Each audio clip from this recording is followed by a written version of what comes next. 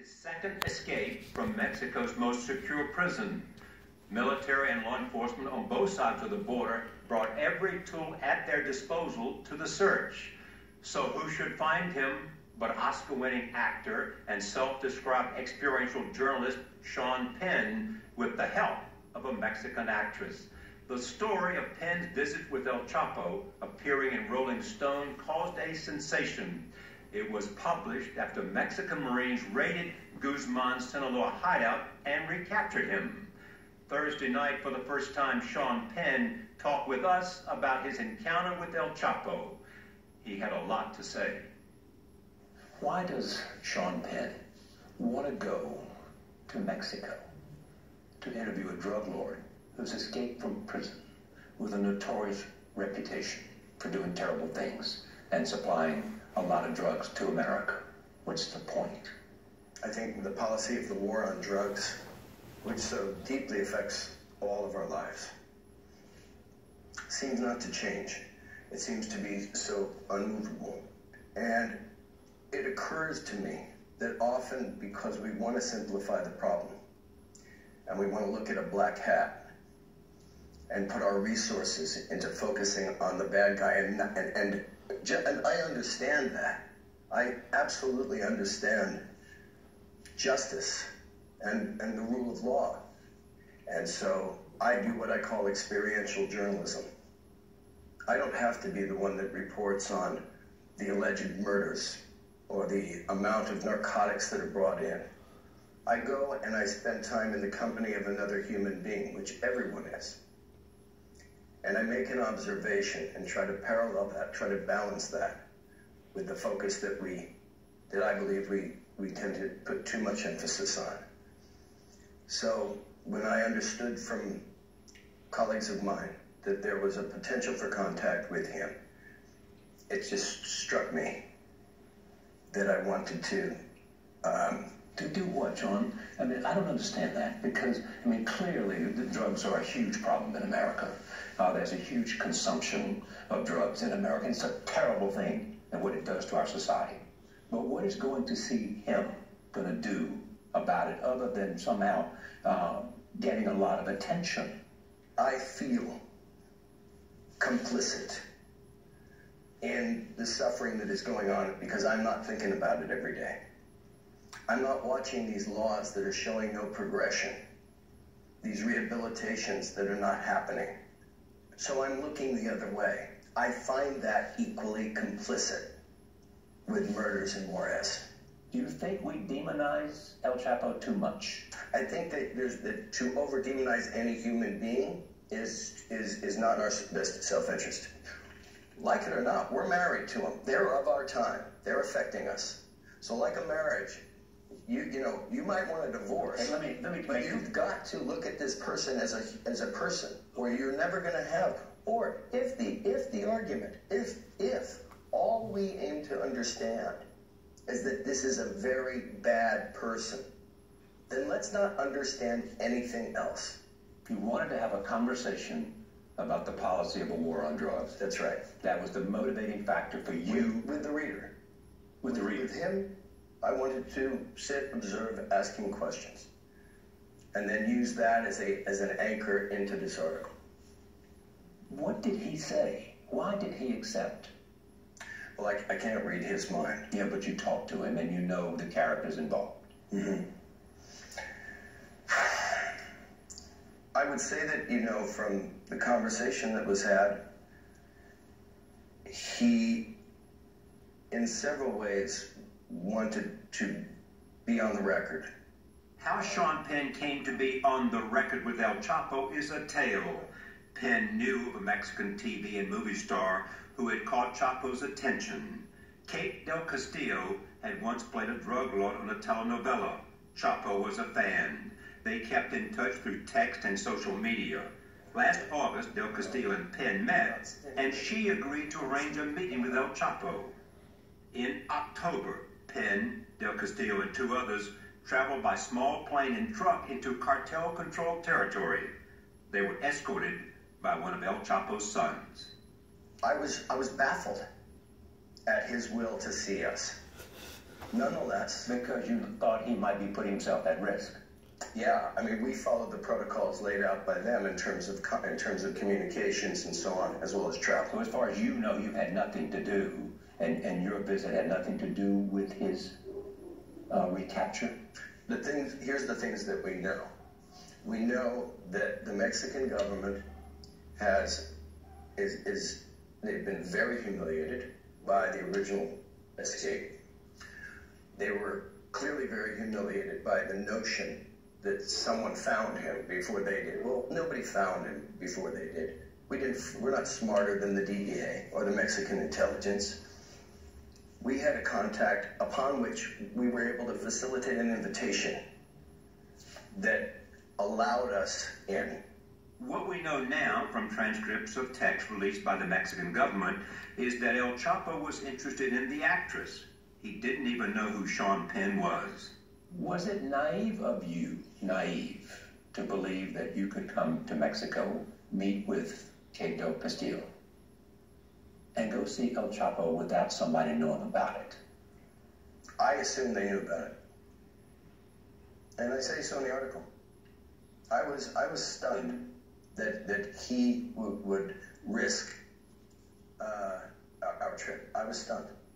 El Chapo met with them, and he agreed to a future meeting, including a formal interview with Sean Penn 8 days later. When the manhunt grew more intense, the face-to-face interview became too risky.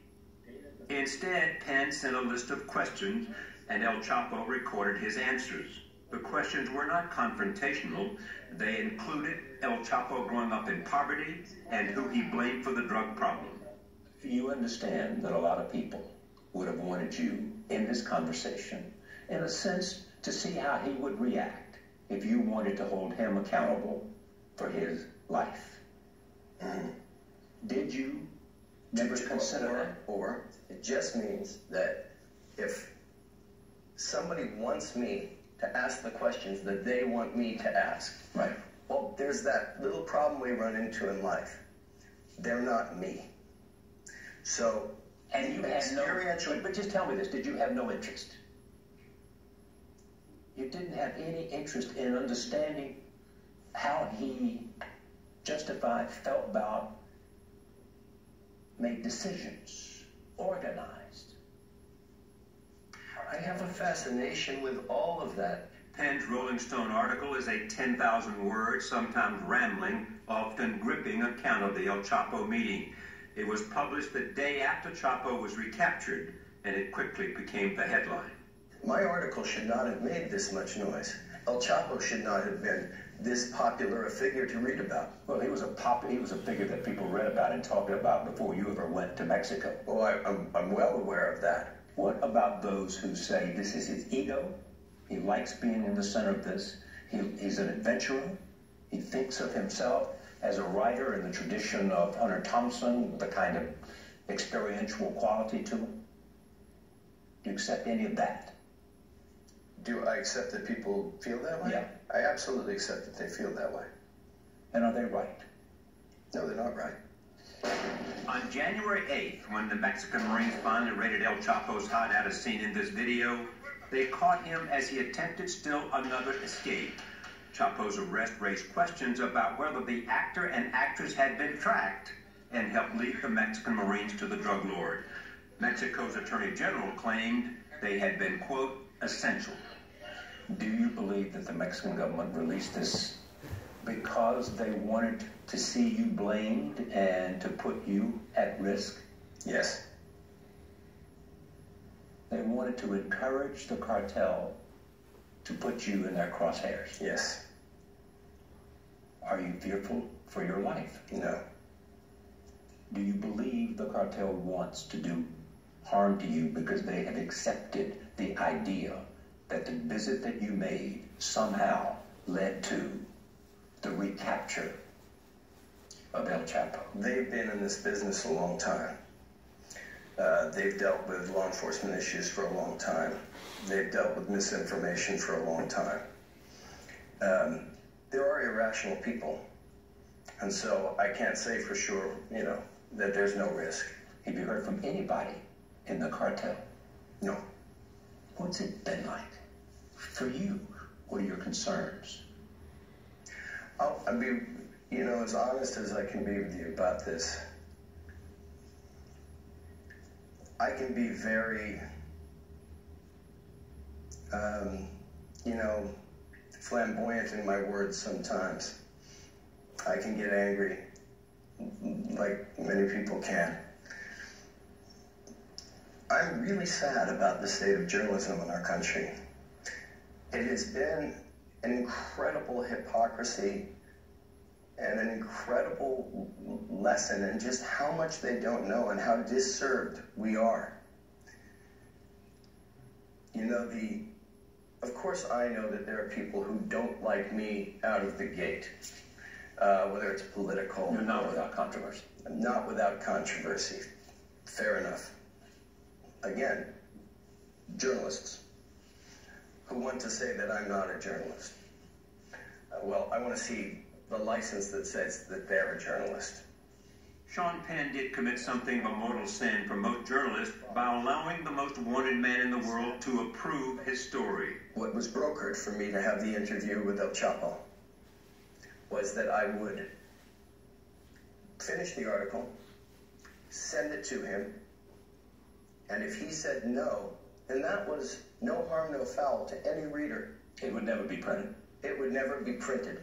It was printed, and soon after, Penn's article was being criticized for being sympathetic to a killer responsible for the deaths of thousands and the biggest drug supplier in the world.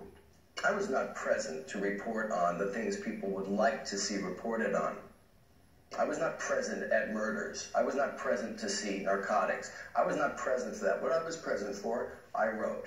I wrote that to use it as a pillar for an article about the policy of the war on drugs. You're not naive, and you knew that if Sean Penn went to see a drug lord on the run and had a conversation with him, with a Mexican actress who he was smitten with, you knew that's a story. You knew that's a big story. You're not naive. And now you're begging people for wanting to know more about it. It's inevitable. No. My problem with people is that they think they know more about it. Let's go to the big picture of what we all want. We all want this drug problem to stop. And if you are in the moral right or on the far left, just as many of your children are doing these drugs. Just as many of your brothers and sisters, your mothers and fathers, their teachers at school are doing these drugs. Just as many. And how much time have they spent in the last week since this article come out talking about that? 1%? I think there's not much dialogue about having. My article failed. Let me be clear. My article has failed in that the question, in that everything that's spoken about is everything but what I was trying to speak about. You regret that I failed that. But you're really saying what I really regret is not anything that I did. I regret that people misunderstood what I did. That's what I'm saying, yeah.